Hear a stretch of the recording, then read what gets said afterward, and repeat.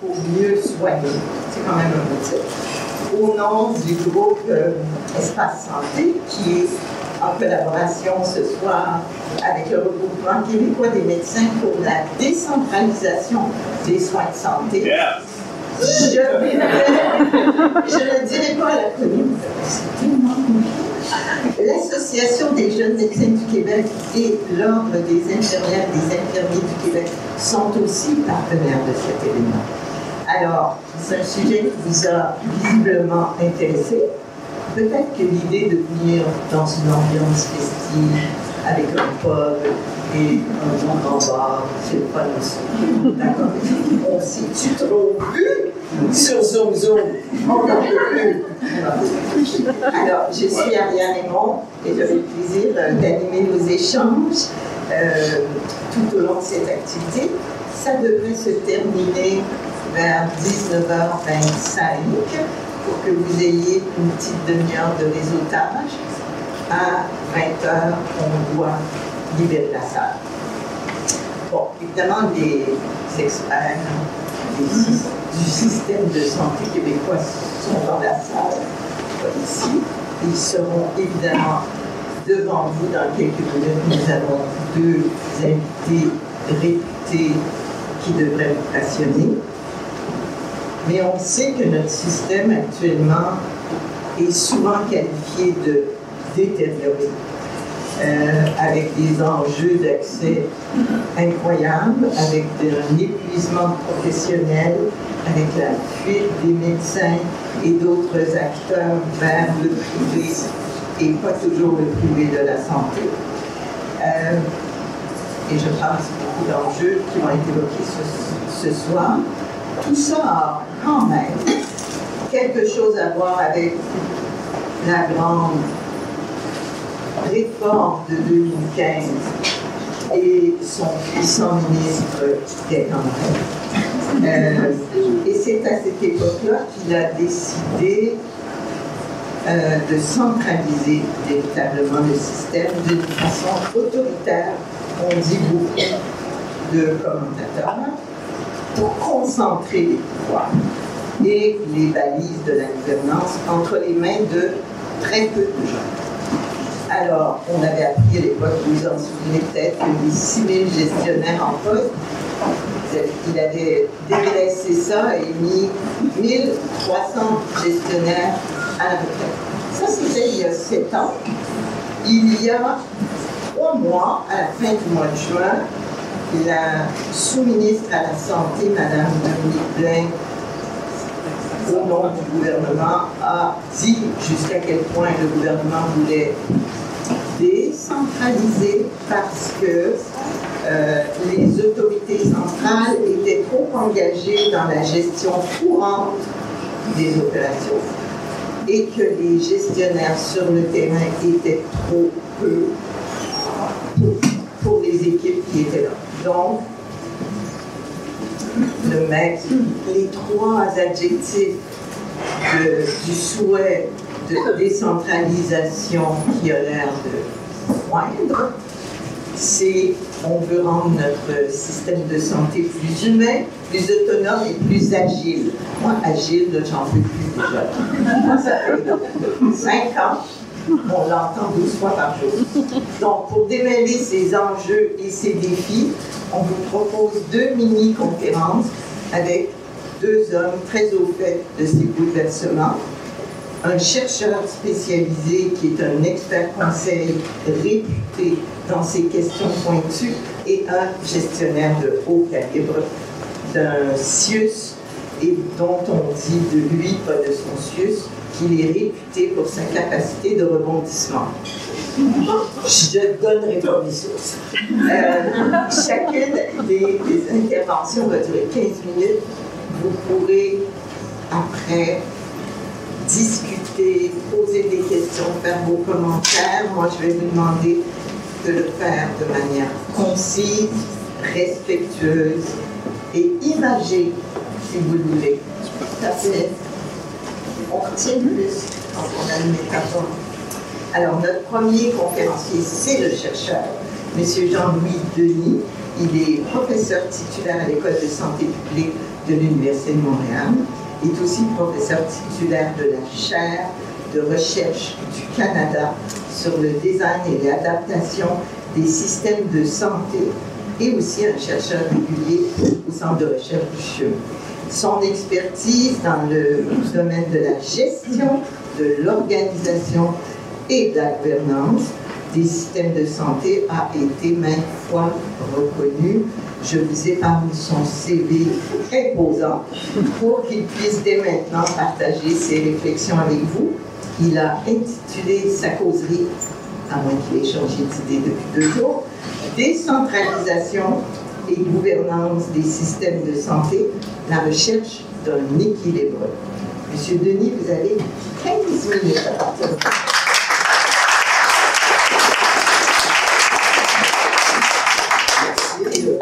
Je pensais que c'était des genres de réunions très informelles où on était assis avec quelques personnes. Ça prend une autre forme, je vais ajuster ça. J'ai 15 minutes, ça au moins c'est immuable. Je vais commencer par dire, à peu près personne ici, incluant celui qui vous parle, a des solutions toutes faites à des défis importants que rencontre notre système de santé. Et au début, quand on m'a approché, on m'a parlé de décentralisation. C'est pas un sujet nouveau, hein? Puis même quand ça fait des décennies qu'on est dans le domaine, on a tendance à trouver que ça s'annonce un peu ennuyeux, l'idée de parler de décentralisation. Mais on va essayer de jazzer un peu ce qu'on peut entendre par décentralisation, et Mme Aymon faisait référence.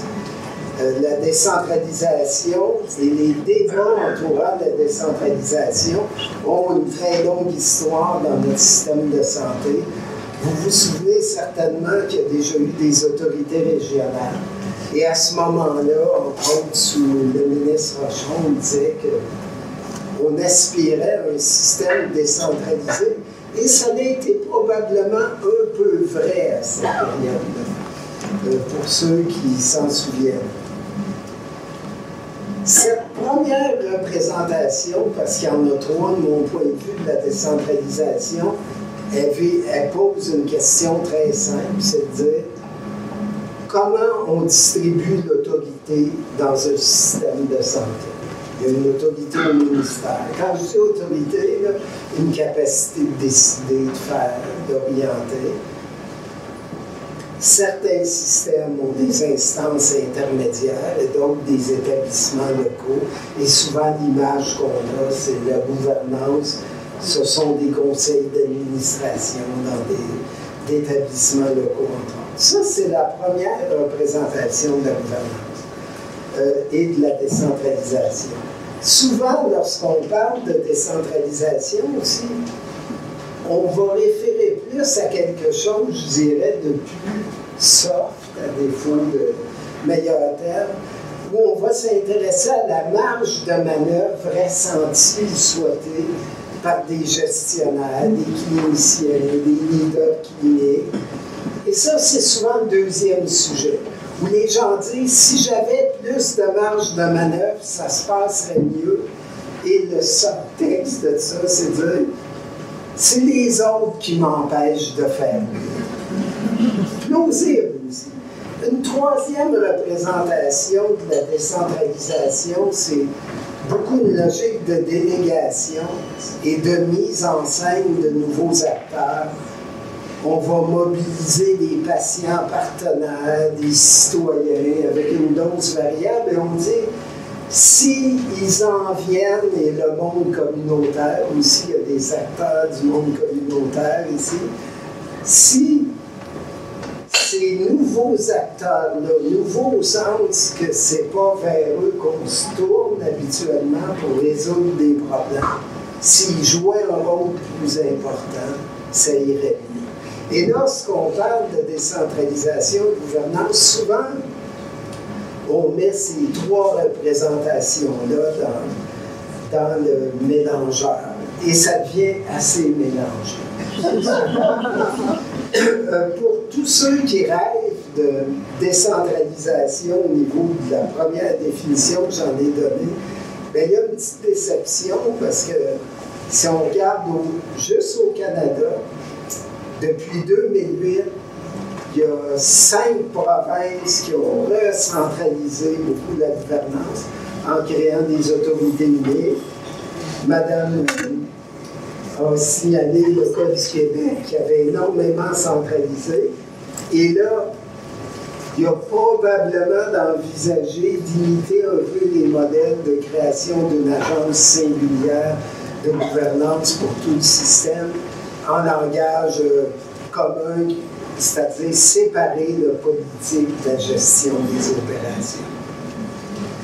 Je ne dis pas que c'est bien ou pas bien, mais c'est un symptôme,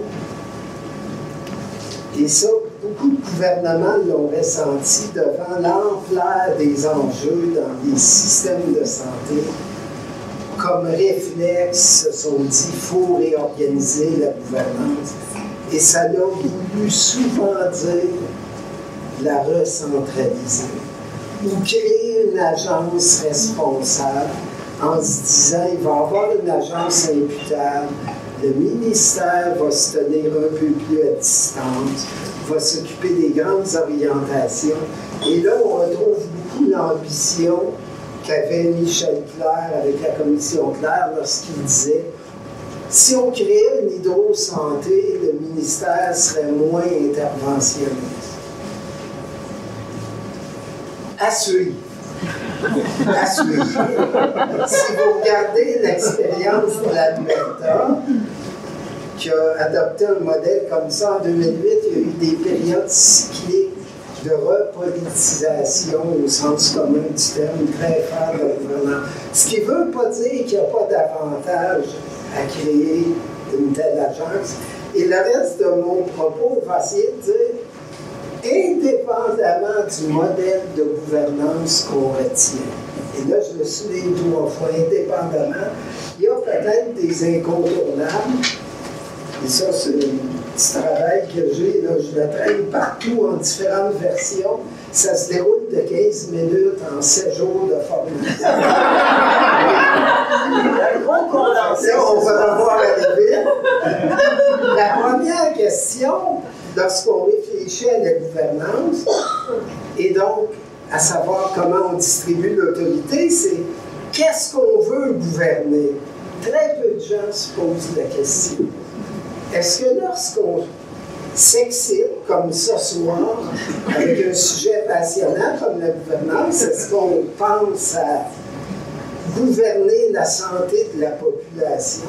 On se dit, mon objectif, c'est dans 10 ans d'ici, je vais avoir baissé ou intervenu de façon significative dans la prévalence de certains grands problèmes de santé.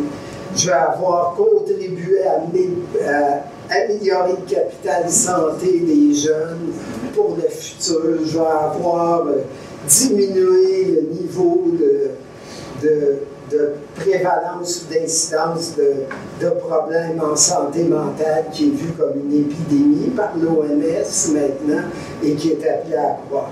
Fait que ça, c'est une première question versus on restructure la gouvernance pour s'assurer que le système de soins dans ses frontières les plus classiques livre la marchandise, assure l'accès, entre autres, à des soins et services, puis on discutait de ça avec Jean-François avant, versus on veut gouverner différemment pour assurer la viabilité à long terme sur le plan financier, ou assurer qu'on a un des systèmes les plus innovants au monde, ou tous ces objectifs. Mais selon la manière dont on répond à ces questions-là, on va réfléchir, et ça c'est un message à retenir, c'est un punch qui va vous marquer la vie. On va réfléchir différemment au périmètre d'exercice de la gouvernance. Et là, je vais donner quelques exemples. Est-ce qu'on met dans la gouvernance du système la question de la profession médicale et de son rôle? Est-ce qu'on dit, on va avoir une conversation différente avec vous et que vous ayez un rôle différent, incluant un rôle dans la gouvernance. Une deuxième question, c'est la santé publique. Est-ce qu'on veut qu'elle joue un rôle différent et qu'elle soit intégrée différemment dans le système? Versus, est-ce qu'on veut que le communautaire joue un rôle plus important? Et avec une petite note de bas de page, c'est bien d'avoir un rôle plus important, mais il faudrait aider un petit peu à ce qu'il y ait les moyens de leur ambition. Et donc, il y a des questions très concrètes à répondre, très engageantes sur le plan politique, et qui demandent aussi du courage, non seulement aux politiques, mais à une société et aux acteurs du système de santé. Et je dirais, dans beaucoup de ces conversations-là, c'est très facile de rencontrer des gens qui vont dire « je veux un rôle plus important, je veux de l'autonomie, je veux qu'on m'apprécie ». Et souvent, moi, j'aime ajouter une petite phrase « et aussi une autonomie qu'on va nourrir en échange d'une prise de responsabilité ». Ce que les gens appellent communément l'imputabilité, qui n'est pas anecdotique dans ces conversations-là. Il me reste combien de temps? 5 minutes. Dans 5 minutes, dis-moi d'arrêter. Après ça, une deuxième que je vais passer tout de suite à la troisième question. Si au moins nous donner la deuxième. Ben, j'en ai parlé un peu de qui exerce la gouvernance. Et la troisième question, c'est quoi le moteur de cette gouvernance-là? On appelle ça en langage académique les logiques d'action. Je vais m'arrêter à 3 ici, qui ont été évoquées depuis 30 ans dans les débats sur le système de santé. La première logique, le rôle de la technocratie, logique managériale, et là, vous trouvez tous les discours qui disent si on avait les bonnes données, on prendrait les bonnes décisions et plein de problèmes seraient résolus. Oui, mais ça ne va pas tout résoudre d'avoir des bonnes données. Il y a d'autres petits ingrédients à mettre, mais donc, quelle place on donne à cette logique-là? Et vous le savez, il y a des renforcements importants en cours, mais à faire dans notre système de santé. J'aimerais m'arrêter à une deuxième logique qui est omniprésente dans le secteur d'activité qui nous intéresse, c'est la logique professionnelle. Et là, on se dit comment on la fait jouer. Et ça, j'ai été obligé souvent de revenir dans toutes sortes de conversations, de dire, mais ce qu'on gouverne, c'est avant tout un secteur largement structuré autour de logiques professionnelles qui ont leurs prérogatives, leur expertise, leur privilège dans certains cas. Et il faut travailler sur cette logique-là explicitement. Là, on n'a pas le temps, ce qui reste 2 minutes. On appelle ça communément la gouvernance clinique. Et je me souviens dans une discussion avec le ministre Barrette où je disais il n'y a pas d'amélioration possible dans une restructuration sans renforcement de la gouvernance clinique. Qu'est-ce que c'est dans d'autres systèmes, et ce n'est pas totalement absent dans le nôtre? C'est une attention qui est portée à donner de la place, former des leaders cliniques qui ont des rôles dans la coordination des soins, leur dédier des structures et des ressources, mais en échange de résultats. C'est souvent ce qu'on a oublié dans notre système. On aime donner des ressources, donner des rôles, mais on oublie de parler de ce qu'il faut que les gens atteignent en échange de ce qu'on a pour organiser les soins et les services. Et une troisième logique, et j'arrête après, il y en a 6, mais là on va en discuter 3. Une troisième logique, qui a été appelée différemment et qui revient là, beaucoup dans l'intérêt croissant pour le communautaire. Dire la gouvernance, c'est pas juste de l'intérieur, il faut s'intéresser à différents secteurs, il faut faire de la place à ce qu'on appelle des acteurs non traditionnels des politiques. Et je dirais l'enjeu ici, c'est de réorganiser une voie des acteurs non traditionnels des politiques, qu'on les appelle des citoyens, des patients partenaires, tous les noms sont possibles, et c'est une vieille idée, mais de donner vraiment une voie pour ne pas qu'ils soient sans recours.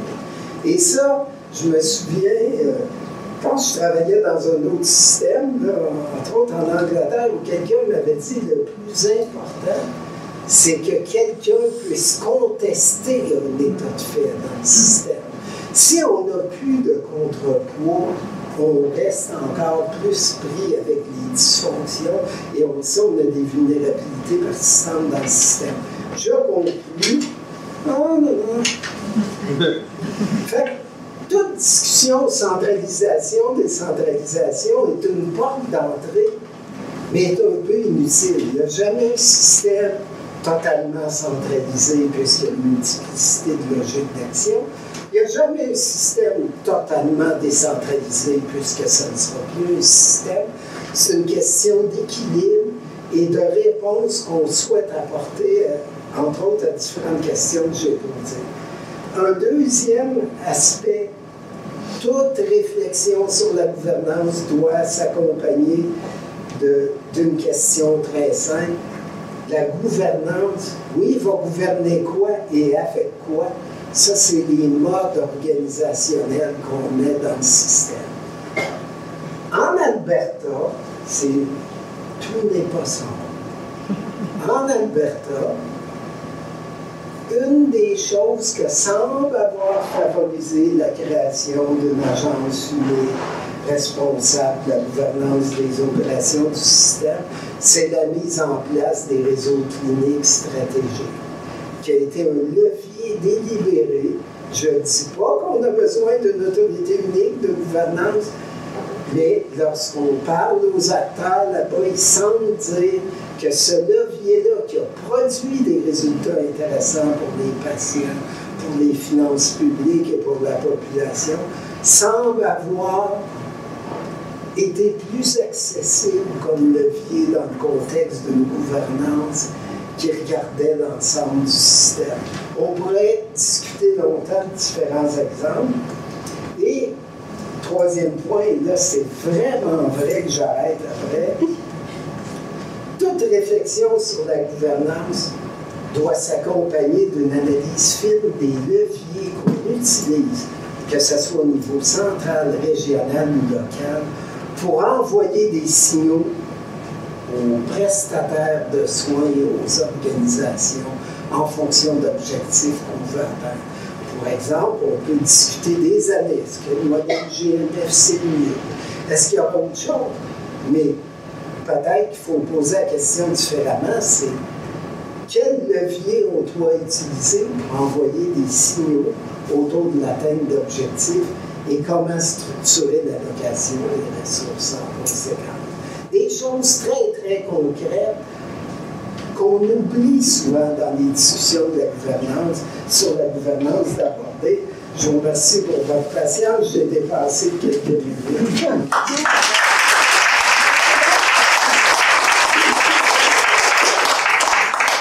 C'est là parce que les gens vont poser des questions. Ah, je pensais que c'était après. Mais non, ça ne sera pas après parce que je trouve que c'est. Oh, c'est plat. C'est comme mélange. Non, ça c'est plat. On avait prévu comme ça, mais c'est correct. Je vous ai écrit pour vous en parler. Ah oui, mais on. Vous n'avez pas lu. Non, mais on se conforme. On se conforme. Mais il me semble que quand on est sur une pareille envolée, bombardé par toutes sortes de questions que je ne pourrais pas répéter complètement parce que je les comprends toutes, tellement je les trouve denses. Il me semble qu'on devrait vous entendre bombarder cet homme de vos propos intelligents pour qu'il ait 10 minutes de plus pour expliquer des choses fines. Dis-moi, oui. Monsieur Naude. Code. Oui. Monsieur Code. Médecin pour la décentralisation. Oui. Merci beaucoup, professeur, pour vraiment une belle allocation qui vous a vraiment fait penser. Malheureusement, on n'a pas eu 7 jours pour vous écouter.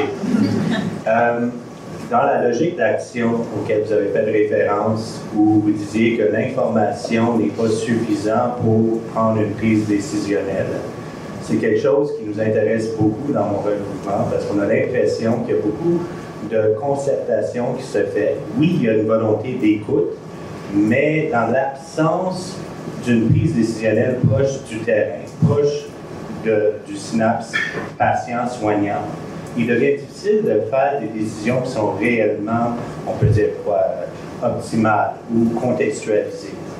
Donc, c'est dans cette optique que je vous demande, dans cette logique d'action, d'information et prise décisionnelle, voyez-vous qu'une certaine déconcentration, c'est-à-dire ramener une certaine prise décisionnelle au terrain, pourrait aider à ce niveau-là? Oui.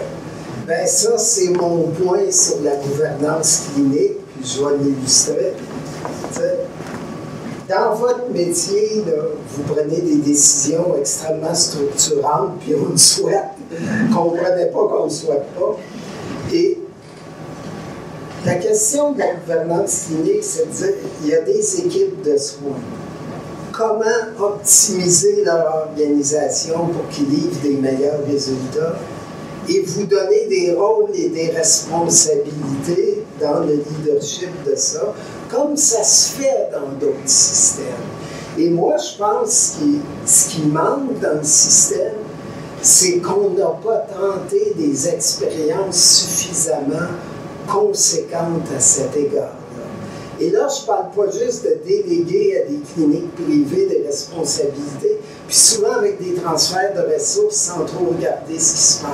Je pense que c'est de dire, par exemple, je ne connais pas votre milieu de pratique en détail, mais c'est de dire, OK, il y a des grands utilisateurs à suivre. On va avoir des objectifs pour baisser leur recours à l'urgence. En échange, vous avez accès à telles ressources et vous avez une capacité de décision dans les choses auxquelles vous pouvez contribuer le mieux.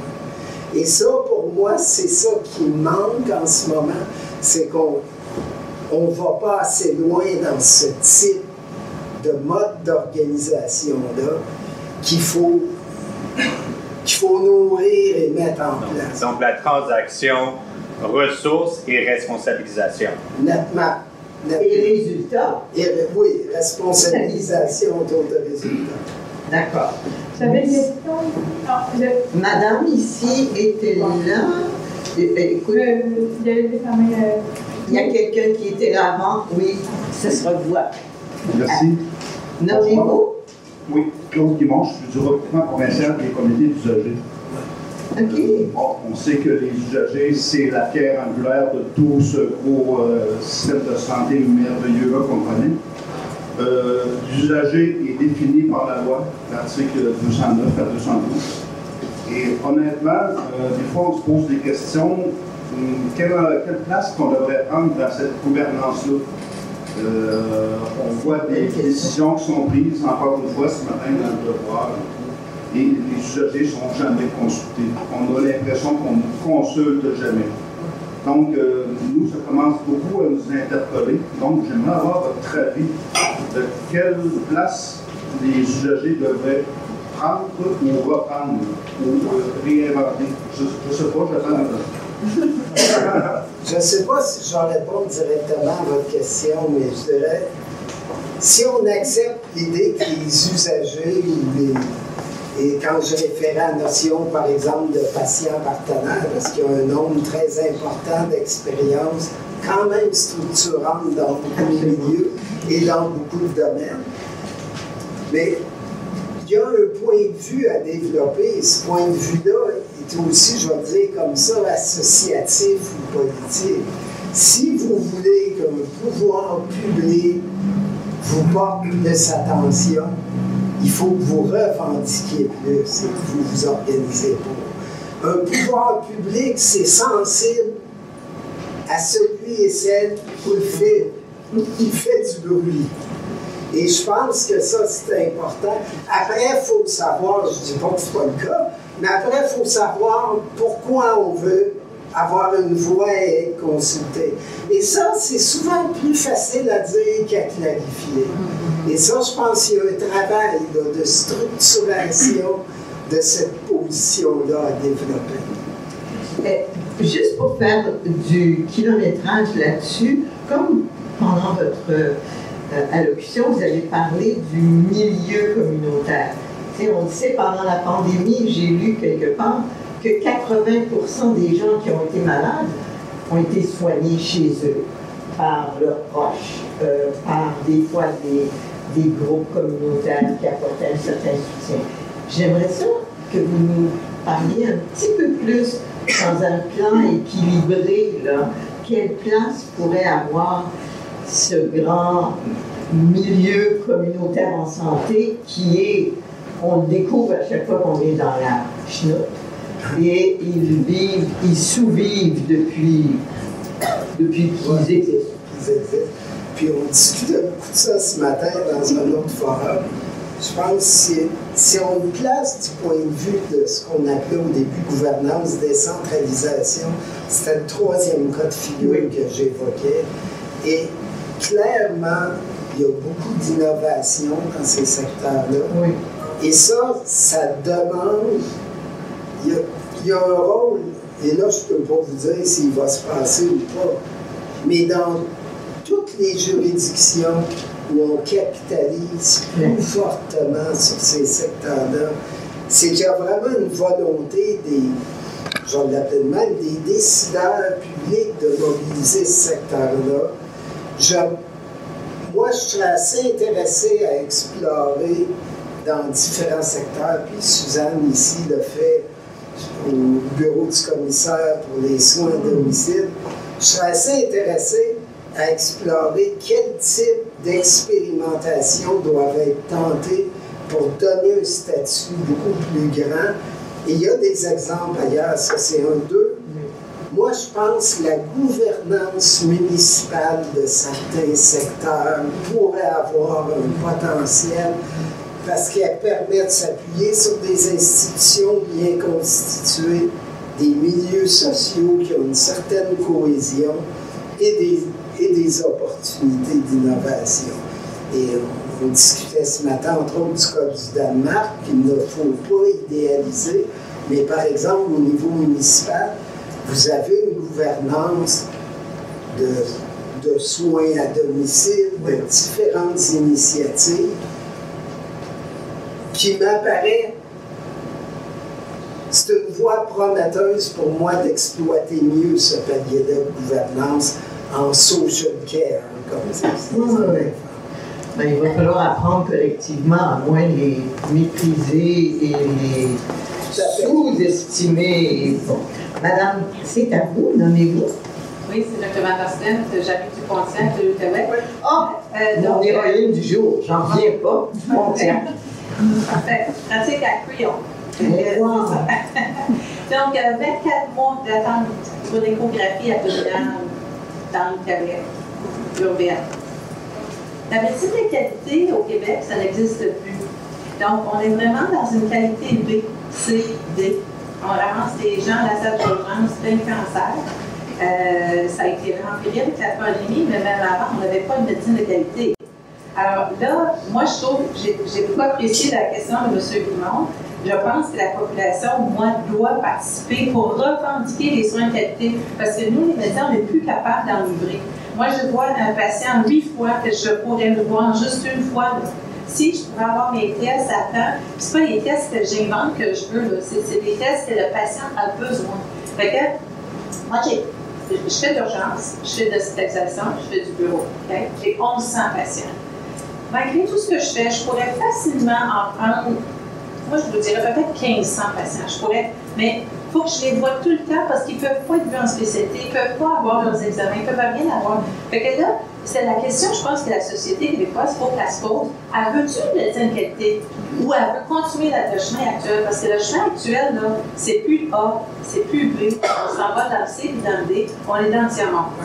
Vraiment, c'est ça qu'on ramasse à cette urgence, c'est à pleurer, moi, je pleure mon âme des fois à cet logement. Je me dis, ça n'a pas de sens qu'on est dans une société qui se dit développée, qu'on traite notre monde comme ça. Fait que c'est un peu une question puis une réponse. Oui, bien, si, je vais peut-être tenter une réponse. Ben oui. Bref, puis je vais la situer au niveau de la gouvernance. Là, pas, je respecte beaucoup les dilemmes que vous vivez.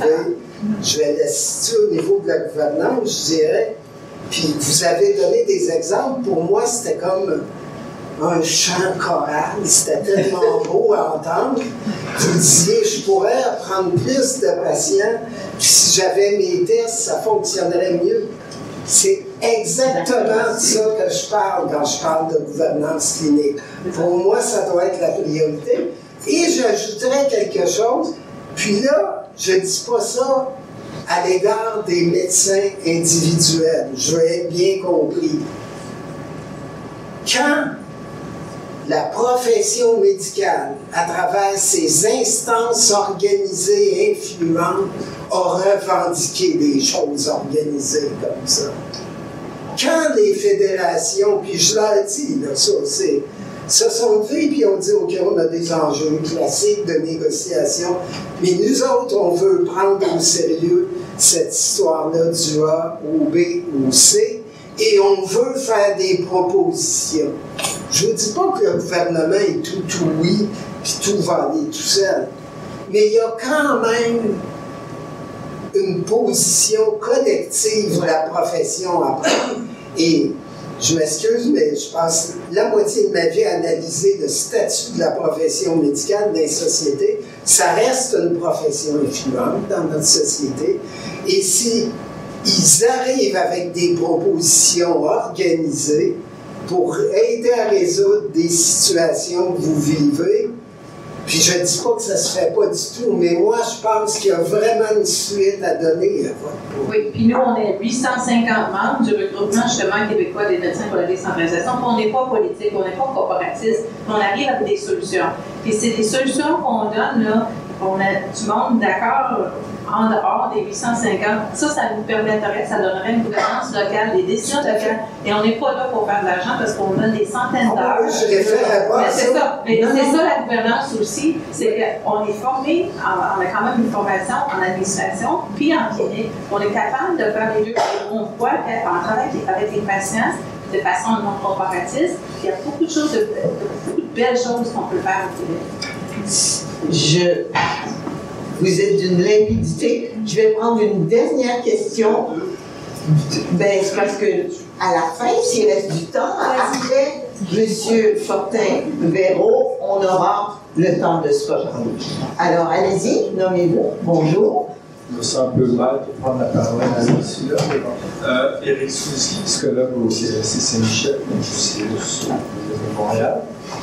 Parlez bien dans le micro pour vous entendre. OK, vous m'entendez mieux? Comme une pop star. Premièrement, je vais parler de mon feeling. Votre feeling. Mon feeling. Psychologue. Puis, parce que je ne comprends pas trop ce qui m'arrive. Alors, je vais être votre patient. Je vais laisser les rôles. Je me sens en colère. Je me sens en colère. J'écoute ça. Je me sens en colère. Puis, je me demande pourquoi. Puis, là, on parle de gouvernance clinique. Puis, ça a donc bien l'air compliqué. Puis là, il faut, on va faire des fameux, on va rendre des comptes. Hein, on va bien s'attaquer là, aux données pour voir combien on va de patients, puis tout ça.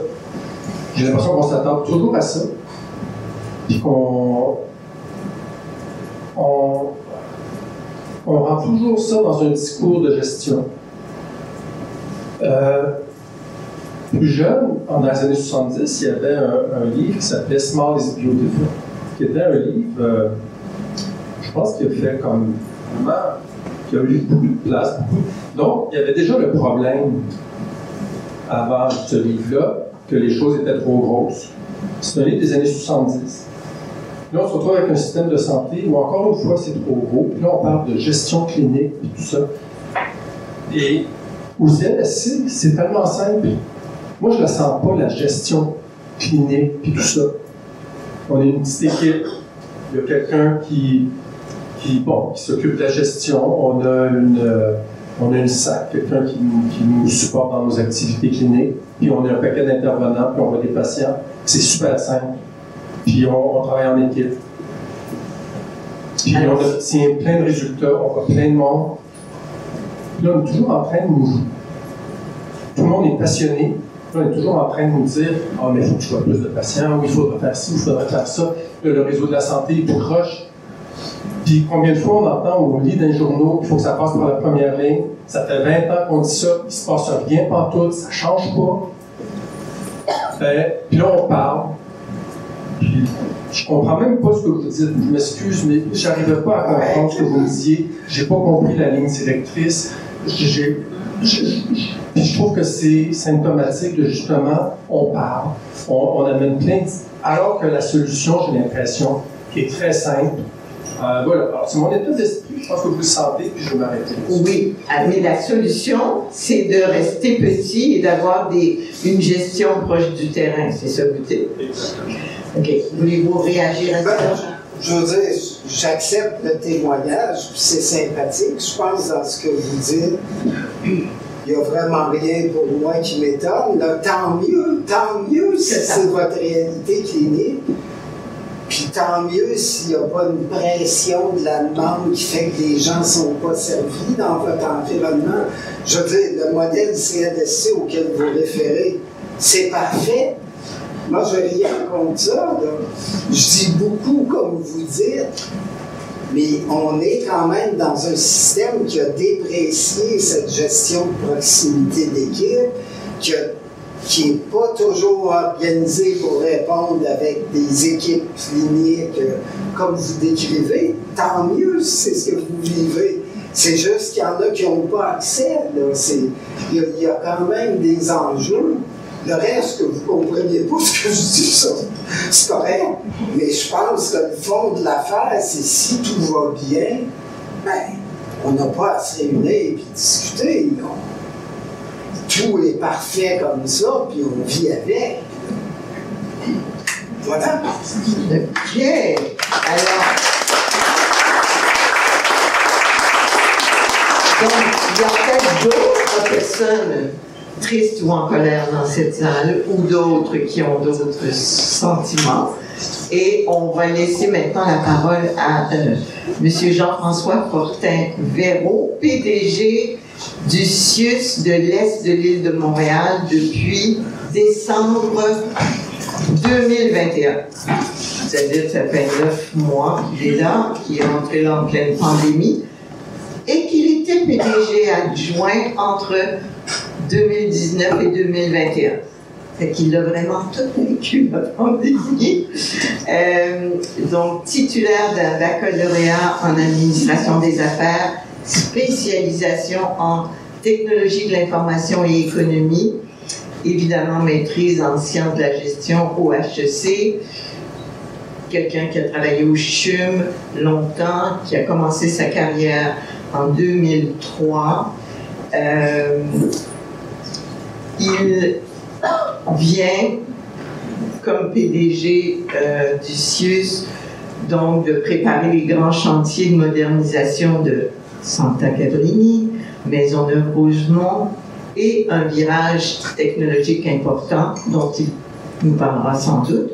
Alors, c'est à vous, M. Fortin. Merci.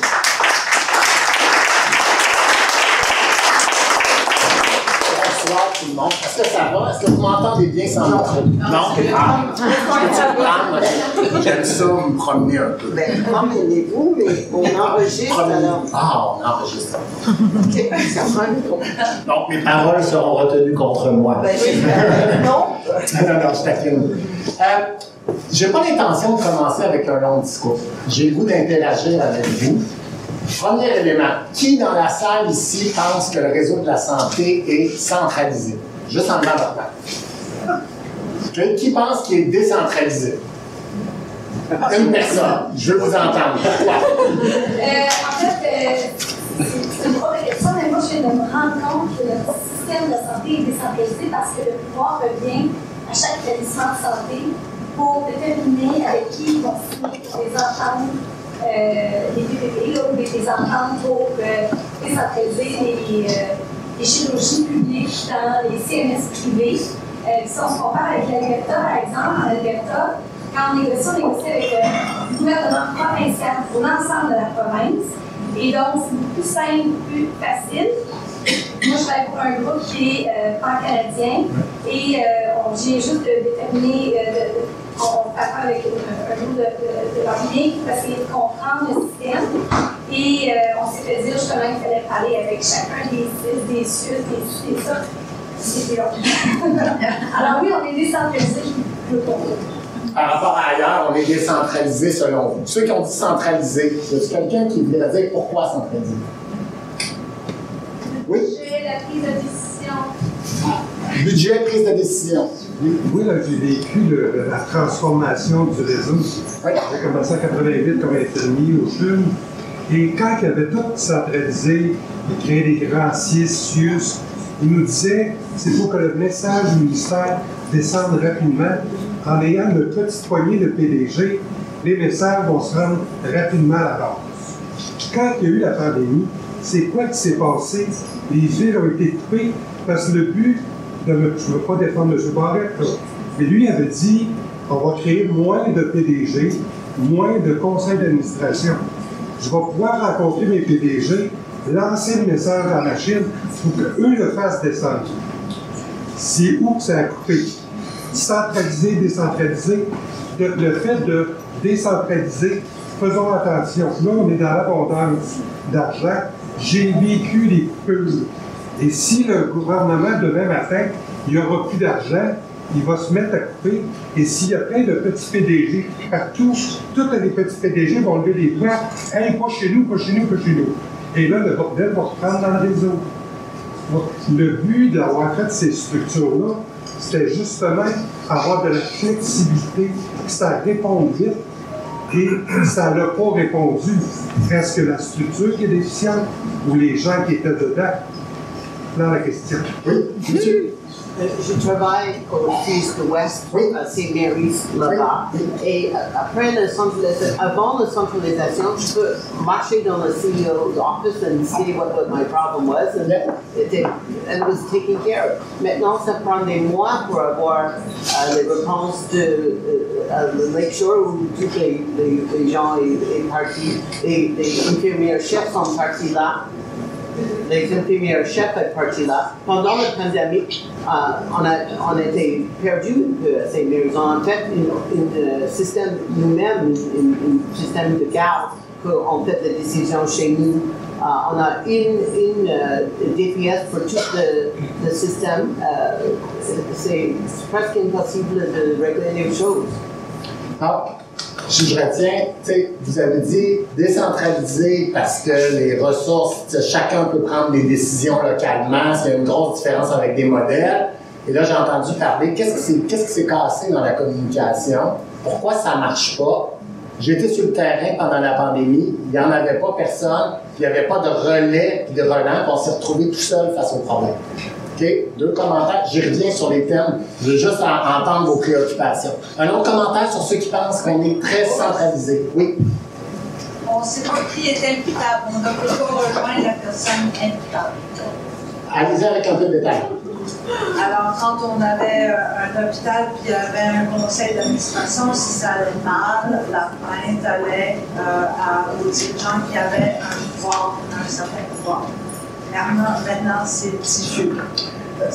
Une plainte sur quoi? Donnez-moi un exemple. Une plainte sur la qualité des services. Qualité des services de la part d'un usager ou d'un professionnel? Non, des usagers. Des usagers. Okay. Alors, les usagers n'ont pas de point de repère pour exercer, pour revendiquer. Alors, la dilution des comités d'usagers, leur perte de place sur les conseils d'établissement. Quand on dit revendiquer, il faudra aller dans la communauté pour le faire en ce moment parce qu'on n'a pas de place à l'intérieur des CCE sauf un petit instance. Alors, je pense que c'est de trouver où se trouve la responsabilité pour être en mesure de communiquer un problème. Donc, on a perdu un lien d'imputabilité, on n'a pas l'impression de savoir dans le système comment rentrer puis à qui parler. Oui. OK? C'est bon?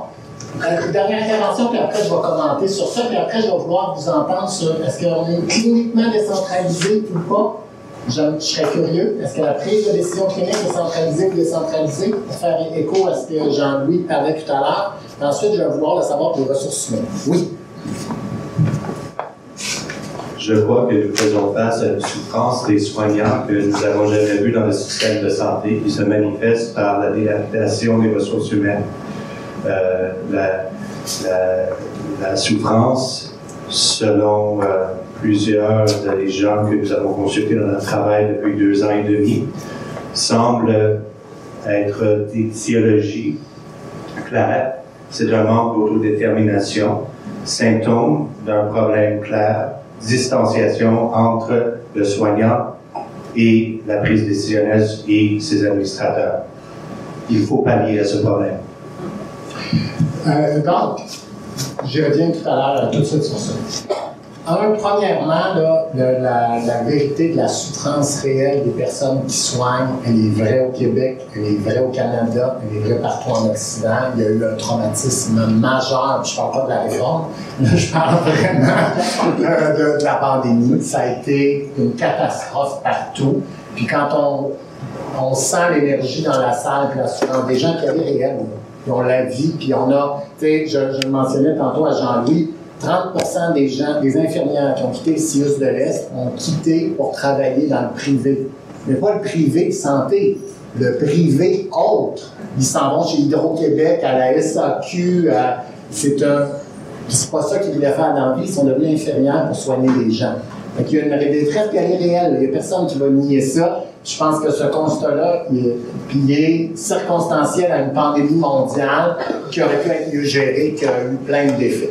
Donc ça, moi, c'est le premier commentaire qui est, je dirais, contextuel, horrible, puis je pense pas qu'il y a de solution facile à part de faire face ensemble là, à cet enjeu-là. Maintenant, quand on parle de la communication et de l'enjeu de lien entre les soignants et les dirigeants, il est vrai qu'il y a eu une perte de proximité. La réforme a causé ça, puis c'est très vrai. Là, moi, je vais prendre mon exemple. J'adore être proche du monde, puis aller voir le terrain, puis à me promener. J'aime ça, faire ça dans la vie, puis j'aime ça, avoir le contact direct avec l'activité clinique. J'ai 53 points de service, 17 500 employés. La réalité, c'est que je ne peux pas personnellement être proche du terrain. Je peux aller sur le terrain, je peux voir des situations, mais je ne peux pas, c'est impossible.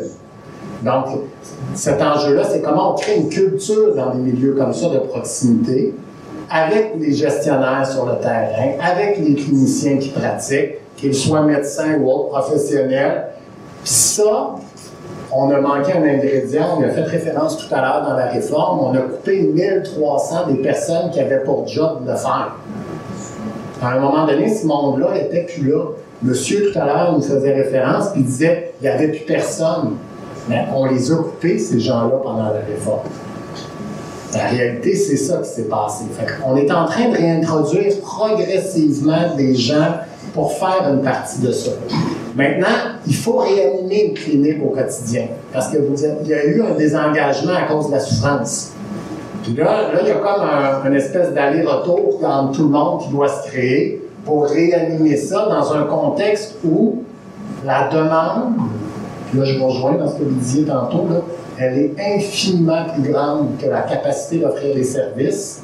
Et là, il y a un écart qui se creuse qui est déchirant moralement pour tous les cliniciens. Puis ça, il n'y a pas de doute aussi dans cet enjeu-là. Mais il faut le réanimer ensemble. Je reviendrai sur madame pour les usagers. Vous avez absolument raison qu'il y a un défi de comment on mobilise les voix, les usagers. Moi, je vais vous dire, là, dans notre contexte, on a madame Janelle Bouchard qui préside notre QCI, qui est extraordinaire, qui est dans la communauté, qui est proche des organismes communautaires, qui connaît le terrain. Puis elle-même a dit comment j'anime tout ça. J'ai des présidents de comités de résidents dans chacun des CHSLD. J'ai des gens sur les RLS. J'ai des gens dans les hôpitaux. Chacun a une voix puis a des objectifs différents puis des volontés différentes par rapport au milieu. Comment je canalise ça? Puis on n'a pas trouvé l'équilibre. Nous, on essaie de le faire en ayant une place justement à Mme Bouffard, en consacrant des gens qui font ça à temps plein en proximité avec les comités des usagers pour essayer de le récupérer. On essaie de le faire, j'ai vu Martin tantôt qui est organisateur communautaire, il est juste ici, on essaie de le faire en investissant dans les organisateurs communautaires, en étant proche des tables de quartier, en ayant ces voix-là, puis en essayant de récupérer leurs connaissances, puis en disant, OK, comment on l'anime? Un exemple, on essaie d'animer un plan de rétablissement de la communauté, animé par les tables de quartier, qui nous disent, ben voici ce qu'on aimerait pour se rétablir de la COVID. Donc, on essaie de le faire avec une logique patient-partenaire, avec un espace de partenariat de soins pour essayer de mobiliser les gens. Imparfait. Puis moi, personnellement, quand vous dites plainte, là, moi, je reçois toutes les plaintes importantes de la part de la commissaire locale. On les traite, on les regarde, on les voit, on les écoute, on essaie de les améliorer. Fait, comment? La question, c'est ça existe. Il n'y a rien de ce que je viens de dire là qui n'est pas vrai et qui ne se passe pas. Mais le sentiment est encore que c'est pas là. Fait qu'il y a il y a encore quelque chose qui manque pour qu'on y arrive, puis qu'on mobilise tout le monde. Tu sais, je parlais des gens en soins à domicile, puis ça, c'est notre grand enjeu, on n'en parle pas, mais il faut réussir à domicile à mobiliser. Puis il y a plein de gens de la communauté qui me disaient, hey, moi, je serais prêt comme père aidant, puis nous, on a beaucoup de communautés culturelles vulnérables, à aider plus, mais j'aurais besoin d'être rémunéré. Fait que là, quand on disait comment on mobilise la société plus largement autour de nos enjeux de santé, ben on a des modèles comme ça à inventer pour que nos soignants, ça laisse une marge de manœuvre. Parce que ces gens-là, ils compliquent, ils viennent à l'hôpital, après ça, ils sont à l'urgence, là, ils ont besoin, parce qu'on ne les a pas captés, ils n'étaient pas accompagnés avant, ils ne se sont pas bien alimentés, ils ont tombé, ils ont laissé le bras ouvert. Je suis très concret, là, mais c'est cet élément-là qui se passe. Fait que, à ça, moi, je vous invite à ne pas lâcher et à nous aider à trouver comment on utilise la voix de l'usager, la voix du patient partenaire, la voix... honnêtement, on veut le faire. Il n'y a pas de doute qu'on veut le faire. Puis quand je dis ça, là, les médecins veulent le faire, les professionnels veulent le faire, les gestionnaires veulent le faire, mais le monde en a là. Moi, là, au quotidien, à peu près tout le monde que je rencontre en ont là. Puis c'est la tension, elle est palpable, elle est sentie, elle est... Puis parce que les gens sont insatisfaits, ils veulent aider, ils veulent soigner, puis ils ne réussissent pas à la hauteur des besoins. Là, je vais vous donner un exemple. Puis toujours, on dit toujours qu'il ne se fait pas assez de soins à domicile au Québec, il n'y en a pas. À l'Est, il y a 25 000 personnes qui reçoivent par année des soins à domicile. Est-ce que c'est trop, est-ce que c'est pas assez? Je ne peux pas vous le dire. Il y a 25 000 citoyens qui en reçoivent. C'est 5 % de la population du territoire. On héberge 10 000 personnes à l'Est. 10 000 personnes dans les différents mécanismes d'hébergement où ont des soins et services. On opère 93 personnes par jour. On voit 300 personnes dans nos urgences à tous les jours. Est-ce que ça répond aux besoins de la population? Non. Puis là, il y a quelque chose, comment on y arrive? Puis, je voudrais juste ramener l'enjeu aussi fondamental. Jean-Louis, il touchait tout à l'heure, comment on réfléchit à la gouvernance pour qu'elle maximise l'accès. Parce que notre gouvernance, en ce moment, pondère fortement qualité, sécurité, mais elle sous-pondère accès. Puis il y a des conséquences iatrogènes là, à cette sous-pondération de l'accès. Comment on fait pour aller plus vite? Avec les ordres, avec les syndicats, avec les équipes, avec tout le monde. Il n'y a pas personne qui n'a pas des idées pour ça, mais il faut inventer une gouvernance qui priorise, relativement, on s'entend, là, on ne veut pas mettre les gens en danger, l'accès. Puis ça, je pense que c'est un vrai sujet qu'on doit travailler tout le monde ensemble. Comment on fait ça ensemble? Je dirais sur le volet clinique. Est-ce que la clinique, la pratique clinique au Québec, dans le modèle actuel, est centralisée ou elle est décentralisée? Ça dépend de ce que vous voulez dire. Levez votre main. Levez votre main, le micro va aller vous voir. Ça dépend de ce que vous voulez dire par ça, parce que les bureaux de médecins, c'est hors de centralisation, mais beaucoup de choses cliniques et centralisées. Et comme quoi? Qu'est-ce qui est centralisé, ça? les soins dans l'hôpital, c'est sont privés, les principes. Quelqu'un d'autre? Clinique centralisée ou décentralisée? Daniel de Procam.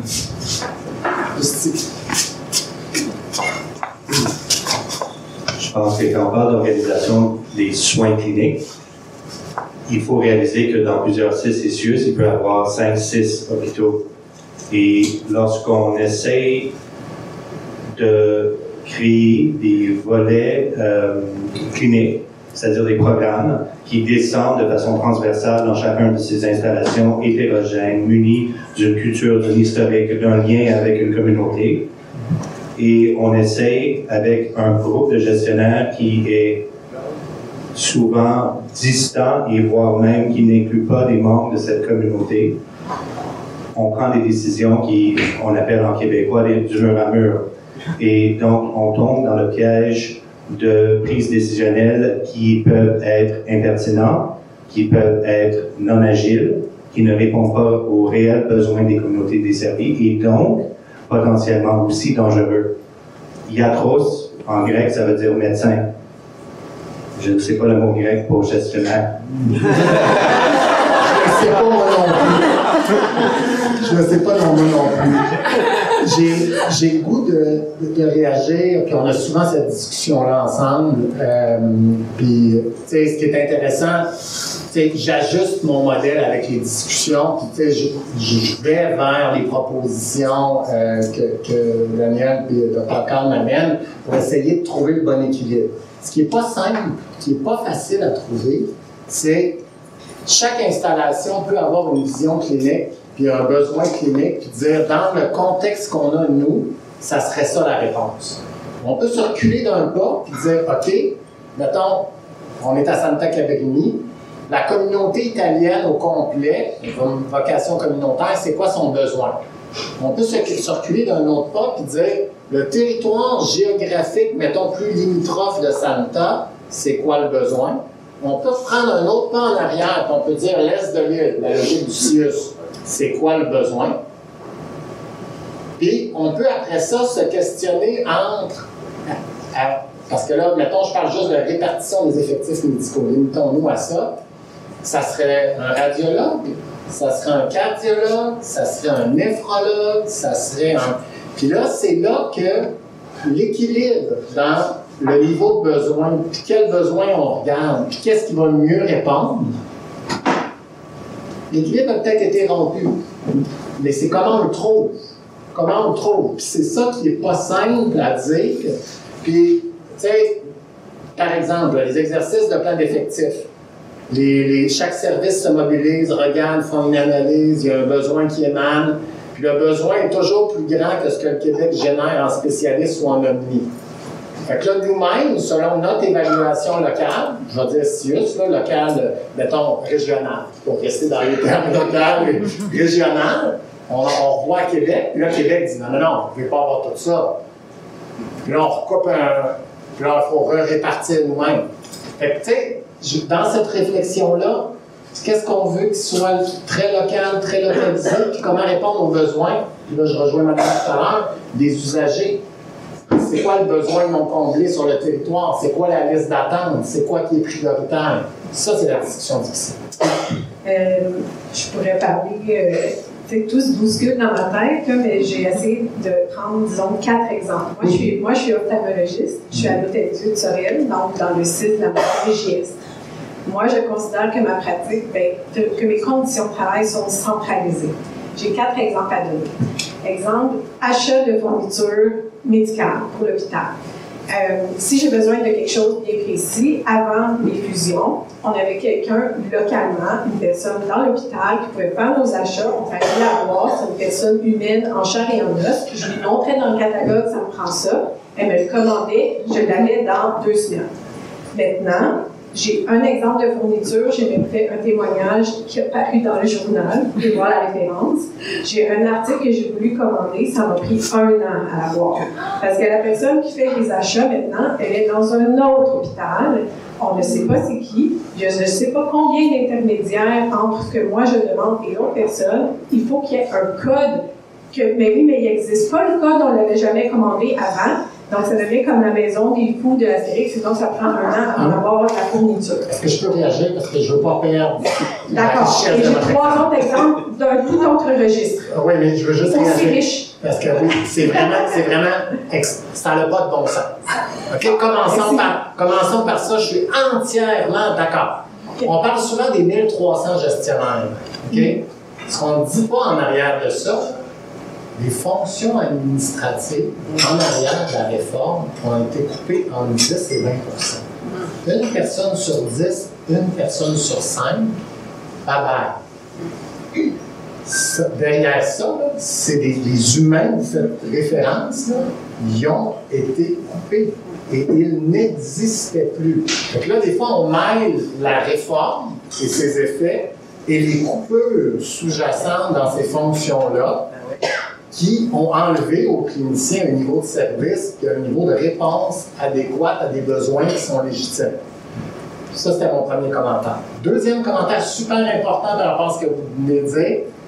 La tension entre une pratique médicale de pointe avec une réponse à des besoins des fois qui sont uniques et particuliers et la standardisation des instruments et des... Hein, on se comprend là, j'ai pas besoin de faire un dessin, puis les gains, ça génère. Il y a une vraie tension dans ça. Puis ça, trouver encore là l'équilibre là-dedans, il faut permettre dans certains cas, dans certaines circonstances, une flexibilité pour aller chercher des fournitures coûteuses qui répondent. Puis dans d'autres cas, la centralisation, peut-être que vous l'avez déjà vu, il y a une super documentation dans le réseau Harvard qui s'est faite en orthopédie, en ophtalmo. Ils ont eu des gains faramineux en standardisant les prothèses. Gains de qualité gigantesque, gains patients sur récupération, qualité de vie, fonctionnelle. C'est blindé. On n'a pas encore réussi au Québec à standardiser les prothèses. Fait c'est des vrais enjeux, puis je comprends pourquoi. Là, chaque chirurgien, c'est sa technique, c'est le temps de formation, je suis familier. Mais cet équilibre-là est tough à chercher. Fait pour moi, il y a 2 sujets dans votre exemple. Il y en a un, vous avez entièrement raison, puis c'est plate. Il n'y a pas personne au Québec qui veut payer pour les directions administratives, qui trouve ça le fun d'avoir du monde. Mais quand vous en avez besoin, il faut que le service soit là. C'est ça, il faut trouver une façon de le consolider. Après, le deuxième sujet, il est plus tough. Exemple numéro 2. Oui. Alors, pendant la... Oui. Non, mais on va prendre vos 3 exemples et après ça, on va... Peut-être un, puis après ça, je peux entendre les gens sur les ressources humaines. J'aimerais ça juste avoir centralisé ou décentralisé. Donc, c'est que ça touchait différentes facettes. Mais, donc, exemple 2, et ça pourra se terminer là, pendant la pandémie, gestion des blocs opératoires, où est-ce qu'on a été tous arrêtés pendant un certain temps, après ça, on pourrait recommencer, là, c'était pas clair, fait, tout le monde était en confinement, il fallait que ce soit des gens de moins de 65 ans, il fallait faire la distanciation physique, il fallait pas qu'il y ait plus que 30 gens, bon, tout ça. Moi, j'avais une idée pour l'ophtalmologie. J'avais pensé à un corridor, une trajectoire de patients, on aurait pu les placer de telle manière qu'ils étaient local, on aurait été capable de reprendre les activités en respectant toutes les choses. À qui donner cette idée? Parce que nous, on n'a pas de gestionnaire qui avait cette capacité-là de prendre la décision et d'appliquer les idées que moi je pouvais proposer. Notre gestionnaire, elle est dans un autre hôpital qui est à 1 heure de route. Et moi, ça fait 4 ans, 5 ans qu'elle était en poste. Je ne l'avais encore jamais rencontrée de ma vie. Donc, une fois par Zoom pendant la pandémie. Donc, le terrain, des fois, il y en a des idées, il y en a des innovations, il y en a des idées de comment on pourrait s'organiser pour que ça fonctionne mieux. On n'a personne à qui les donner, ces idées-là. Puis même s'il y a des gens qui peuvent bien nous écouter donner nos idées, ils n'ont pas le pouvoir de pouvoir les mettre en application. Ils doivent remonter puis demander en haut, puis là, ça se perd, puis finalement, ça ne s'est jamais fait. Okay. La marche de la... Oui. Premièrement, je dirais, suggérer l'idée et nous aider à l'implanter.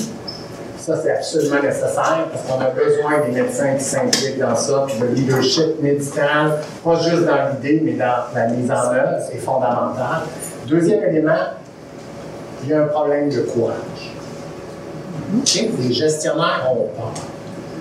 La vérité, c'est ça, là. Il y en a plein qui ont perdu leur emploi, il y en a plein qui hésitent, il y en a plein. 50% des PDG au Québec ont été mis dehors. Et on va se dire les vraies affaires, là. Le monde a peur. Puis ça, c'était concrètement là, pour le gestionnaire qui allait assumer ça, c'est-à-dire, je vais contre la santé publique. Demain matin, au Journal de Montréal, ils vont venir prendre une photo, ils vont venir voir qu'on ne respecte pas la distance, puis là, on va être pognés, puis là, c'est pas le bon réflexe. Mais je dis, dans ce que vous décrivez, là, pour moi, la bonne approche, moi, je suis prêt à prendre le risque. Moi, je vous le dis, là, je l'aurais pris. Ceux qui sont proches de moi le savent, là, mais c'est risqué. Je veux juste le familiariser. Je m'excuse, mais je veux juste. Dernier élément, si vous avez raison, ça n'a pas de bon sens. Un gestionnaire que vous ne voyez pas, ce n'est pas un gestionnaire. Je ne sais pas ce qu'il fait, là, mais ce n'est pas acceptable. Mais il faut que vous soyez comme médecin aussi disponible. Moi, souvent, je fais des rencontres avec les médecins, puis il y en a 3 qui sont présents, puis les autres ne sont pas là. Fait que ça aussi, il y a du give and take des deux côtés. C'est nécessaire si on veut s'en sortir. On prend 2 autres questions, madame là. Après, vous allez pouvoir discuter en prenant un verre. Parce que le temps fuit. OK, excusez. Génial. Oui, bien, premièrement, je voulais juste dire que je suis très heureuse de vous avoir entendu parler des coupes qui ont été faites au même moment que la dernière réforme. Donc, très important, je pense qu'elle explique presque plus de situations qui ont été décrites ce soir que la forme de gouvernance qui a été envisagée à ce moment-là. Mais mon commentaire est tout autre, en fait, à votre question, à savoir si la pratique clinique est décentralisée ou centralisée au Québec. Je pense qu'on a beaucoup abordé la question de l'organisation des soins, mais très peu de la pratique de soins comme telle. Moi, j'oserais peut-être apporter une perspective un peu différente que celles qui ont été exprimées jusqu'à date pour dire que la pratique médicale, du moins, elle est très décentralisée, tout dépendant évidemment des degrés variables selon les milieux de soins, selon les contextes et les clientèles, les patientèles, comme on pourrait dire.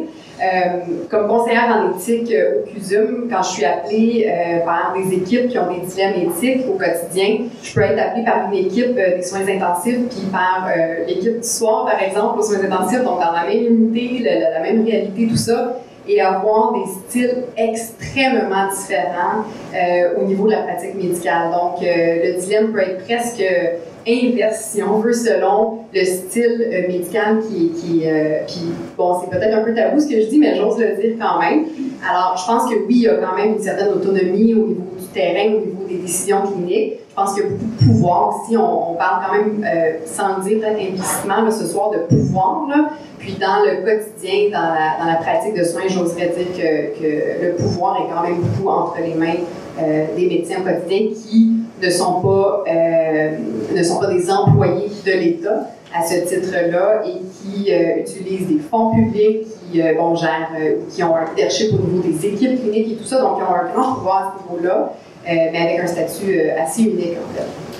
C'est pas juste les médecins. Hein. Au Québec, notre environnement de pratique professionnelle laisse énormément, par rapport aux autres milieux, de marge de manœuvre dans ce que vous venez de décrire. Ça, c'est juste factuel.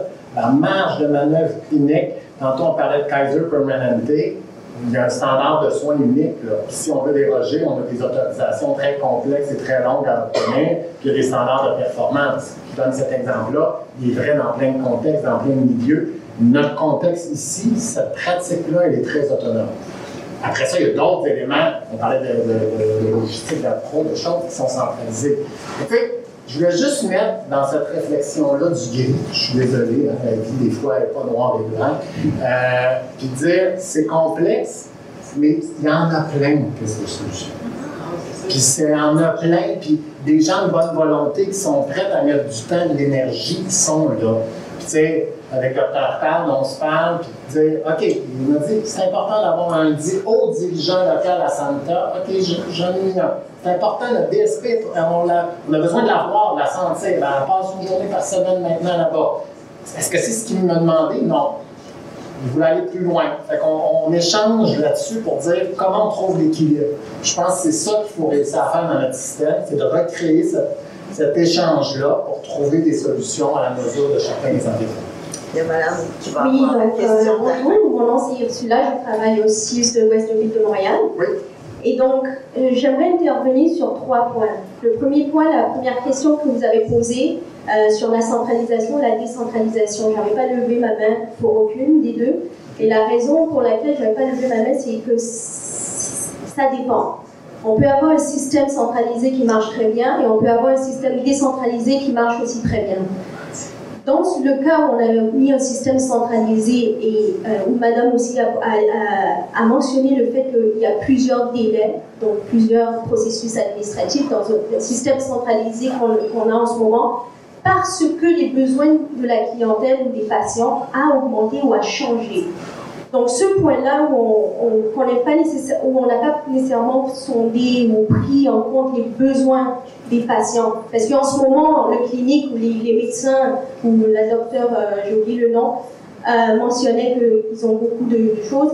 Les patients en ce moment, ils ont beaucoup de maladies chroniques qui prennent en compte plusieurs aspects sociaux et non juste cliniques. Et que le système de santé ne prend pas nécessairement tout en compte. Et vous avez mentionné, le troisième point que je veux mentionner, monsieur docteur Jean-Louis Thémy a mentionné les différents types de gouvernance et aussi le partenariat avec toutes ces parties-là. Le troisième point, c'est, vous avez donné un exemple d'un patient qui disait « je veux faire plus, aider plus dans le père aidant ». Il y a ce genre de ressources-là qu'on ne prend pas en compte dans le système de santé. On veut juste rémunérer, tout est autour de l'argent. Mais il y a d'autres ressources qui sont des valeurs et non monétaires. Mais en tout cas, là, on parle de l'innovation et tout ça. Là, et vous avez raison qu'il y a une discussion sociale à avoir pour que la santé devienne une responsabilité plus collective que ce qu'elle est. Je réponds à ce premier élément-là en premier. Ensuite, à votre propos sur l'évolution des besoins, de capter ces besoins-là, vous avez raison qu'en ce moment, en fait, les médecins vivent, l'argent dans les dernières années n'est pas allé en centre hospitalier. Disons-le clairement, on a pris il y a eu une période où on prenait l'argent et on soutenait les soins en santé physique active. Les derniers développements depuis 5, 6, 7 ans, c'est là que les infirmières sont, les travailleurs sociaux, les psychologues ont été en première ligne. Puis en salle, en soins à domicile. Fait qu'il y a eu, là je ne veux pas dire le chiffre par cœur, mais c'est des centaines de personnes dans tous les programmes de services de première ligne. On ne faisait pas ça avant dépister un jeune qui avait des difficultés d'apprentissage très, très tôt. On le fait maintenant. Il y a eu une offre de service, mais le professionnel qui fait ça, il n'est plus à l'hôpital en soutien.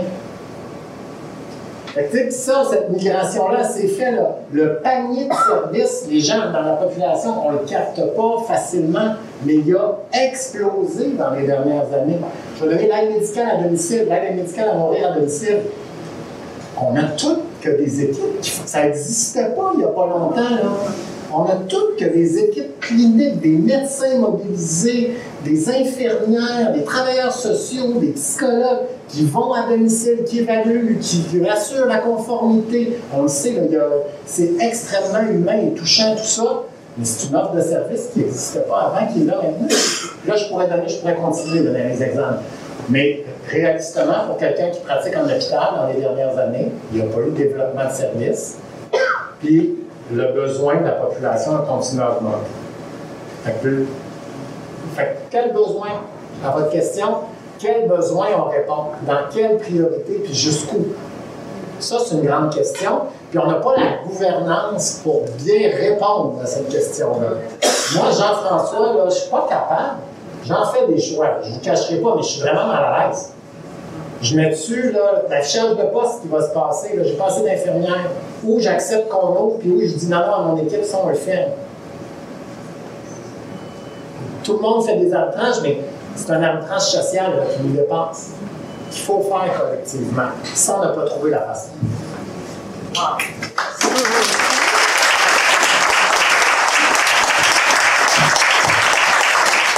On vous avait dit que ça serait bon, hein? C'est pas mal bon, hein, cette soirée-là? Franchement, on va se coucher avec beaucoup de questions, mais aussi de hauteur dans notre réflexion sur la gouvernance, à mon avis. Grâce à vous, merci beaucoup, messieurs.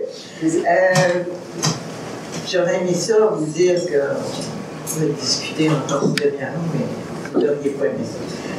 J'aimerais maintenant inviter le docteur Daniel Caude, qu'on a entendu à plusieurs reprises, qui aime quand même le micro et qui a les idées claires, qui est spécialiste en médecine interne à l'hôpital Santa Caplini et président du grand regroupement québécois des médecins pour la décentralisation des soins, qui est un partenaire ce soir. Monsieur Caude, c'est à vous.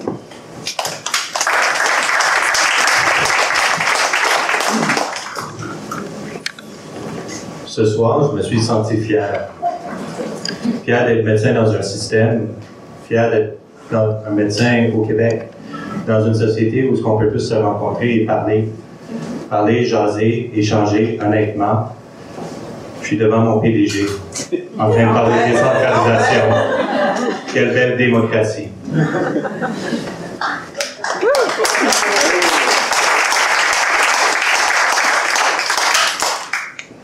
Le regroupement québécois des médecins pour la décentralisation de la santé a vu le jour durant la pandémie. La problématique prédate la pandémie.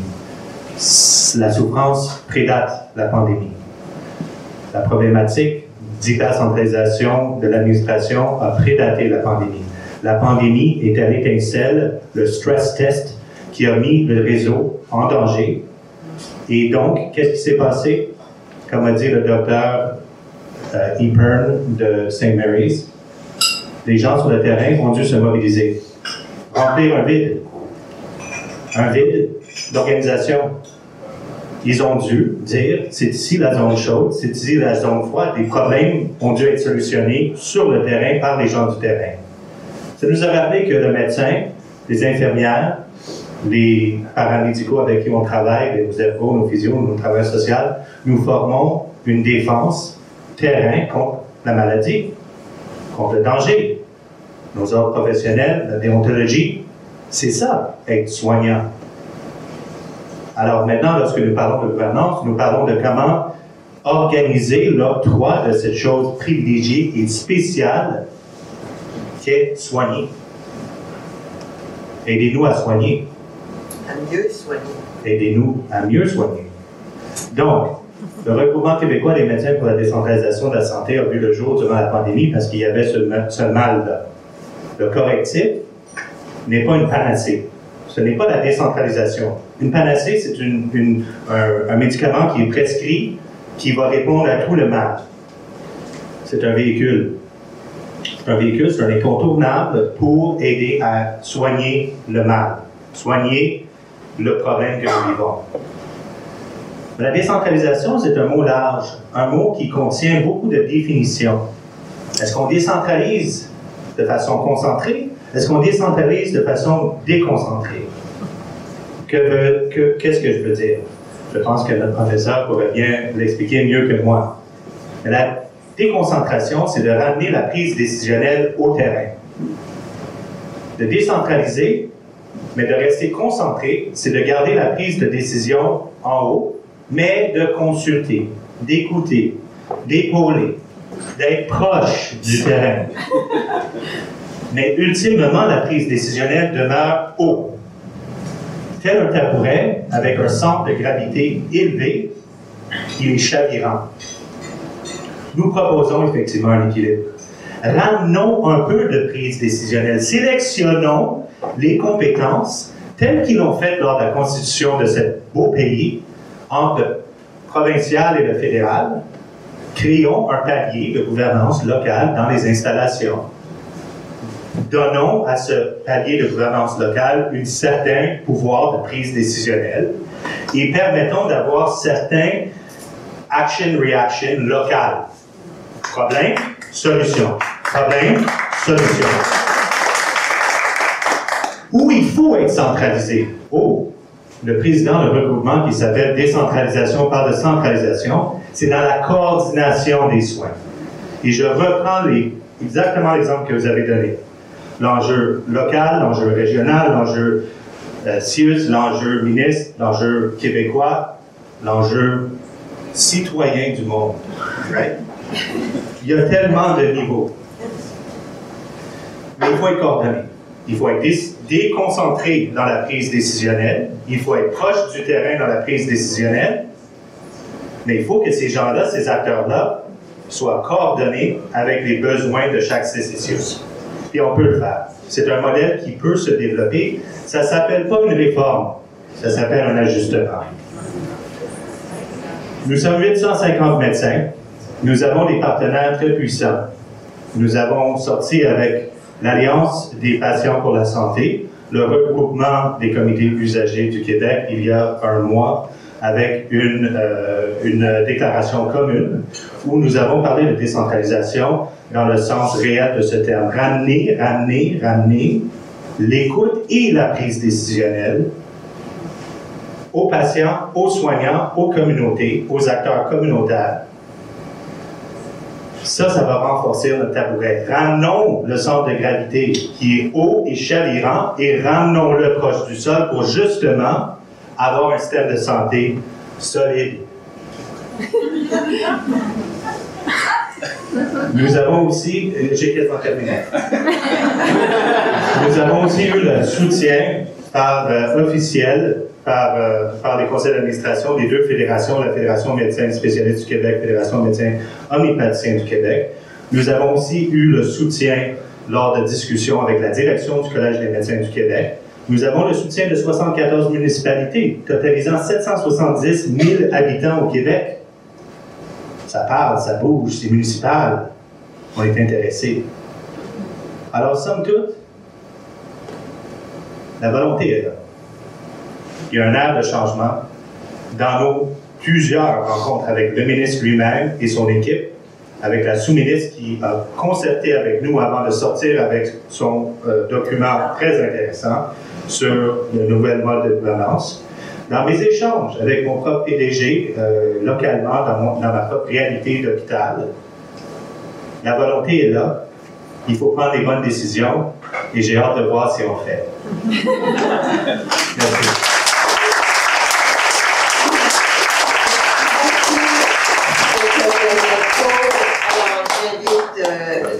Dr Benoît Garot, PDG de groupe Espace Santé et dentiste aussi, à dire le mot de clôture. J'aurais une question, moi, Dr Garot. Mais c'est pas pour Dr Garot, c'est pas une question, dans le fond, c'est vraiment un petit commentaire. Dr Daniel Aude. Oui, c'est ça, je ne voulais pas mal prononcer votre famille. Alors, je suis vraiment d'accord avec ce que vous avez dit et je trouve qu'il y a vraiment des points rassemblables qui devraient être portés. Je vais quand même dire mon petit commentaire que j'ai trouvé ça un petit peu très décevant que ce soit une organisation médicale. Parce que c'est pas que je vous ai écrit, j'ai écrit à l'organisation, je trouvais ça encore que tout ce qui est vécu, c'est pas nécessairement juste les médecins qui vivent cette situation-là, qui se sentent loin des prises de décision. Alors, je disais que ça aurait dû être une organisation qui représente d'autres professionnels qui sont dans la même situation. C'est mon seul commentaire.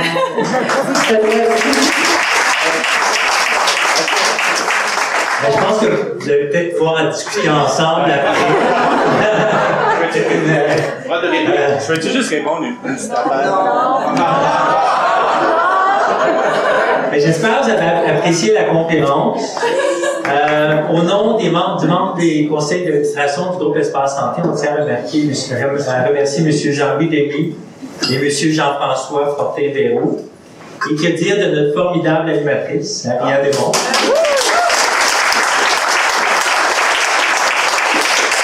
J'avais une idée de titre de cours pour M. Denis. C'est en fait le monologue d'Yvon Deschamps. C'est qu'au lieu de. En fait, le monologue, c'est Les unions, qu'est-ce que ça donne? Ça donne rien. Mais vous pourriez appeler ça la gouvernance, qu'est-ce que ça donne? Ça donne quelque chose. Parce qu'en fait, la gouvernance, ça sert à quoi? Ça sert à créer un milieu de travail agréable et efficace.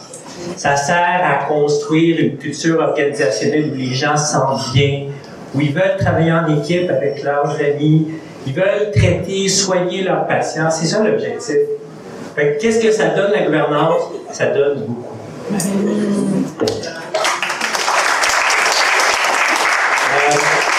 Le groupe d'espace santé, c'est beaucoup, on cherche à réseauter les gens. Puis là, on a la disponibilité, on a la salle disponible jusqu'à 8 heures. Il y a encore des bouchées. Le bar est ouvert. Fait que si vous voulez, comme communiquer, réseauter, jaser avec des gens de différents milieux, il y a des médecins, des infirmières, des gestionnaires, des usagers, de tout, là. Alors, en tout cas, bonne soirée. Merci. Bonjour.